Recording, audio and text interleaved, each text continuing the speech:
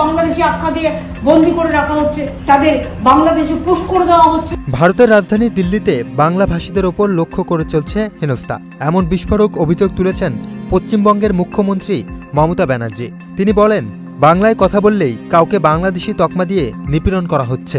মমতা দাবি করেন, দিল্লির বসন্তকুঞ্জ এলাকায় জয় হিন্দি ক্যাম্প বাংলাভাষী শ্রমজীবী মানুষের ঘরবসতি। বিজেপি পরিচালিত দিল্লি সরকারের ওই ক্যাম্পে জল ও বিদ্যুৎ বন্ধ করে দিয়েছে। পুলিশ এবং আধা সামরিক বাহিনীর সহায়তায় আটকে রাখা হয়েছে জলের ট্যাঙ্কার। জল তো কেটে দিয়েছে, কারেন্ট না থাকলে কিভাবে জল দেবে?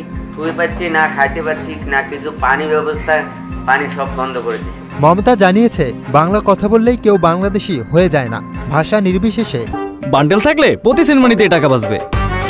বিকাশ সেনমানি বান্ডেল কিনে জিতুন প্রতি লেনদেনে। তারা ভারতের নাগরিক। মমতা আরও অভিযোগ করেন, গুজরাট, মহারাষ্ট্র, উড়িষ্যা, মধ্যপ্রদেশে বাংলা ভাষীরা নিপীড়নের শিকার। তার দাবি, পশ্চিমবঙ্গের অন্য রাজ্যের শ্রমিকরা যেমন সম্মানের সঙ্গে থাকেন, তেমনই অধিকার থাকা সত্ত্বেও বাংলা ভাষীদের বঞ্চিত করা হচ্ছে।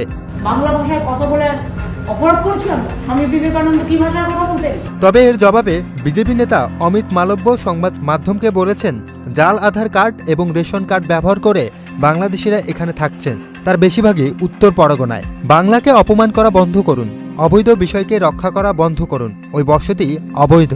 যে বসতি নিয়ে কথা হচ্ছে সেটি অবৈধভাবে দখল করা হয়েছে। সেখানে যে পদক্ষেপ নেওয়া হয়েছে তা আইনগতভাবে মেনেই নেওয়া হয়েছে। ওইখান থেকে ২৬ জন অবৈধ বাংলাদেশি ধরা হয়েছে। ভাষা অধিকার আর রাজনৈতিক লড়াইয়ের মাঝখানে পড়েছে বাংলাভাষী সাধারণ মানুষ। আদালতে মামলা বিচারাধীন থাকলেও বাস্তবে চলছে উচ্ছেদ আর বঞ্চনা। প্রশ্ন উঠছে, কোনটা নিরাপত্তা আর কোনটা বিদ্বেষ?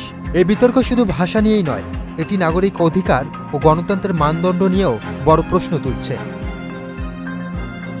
Muin Tajdid, channel I.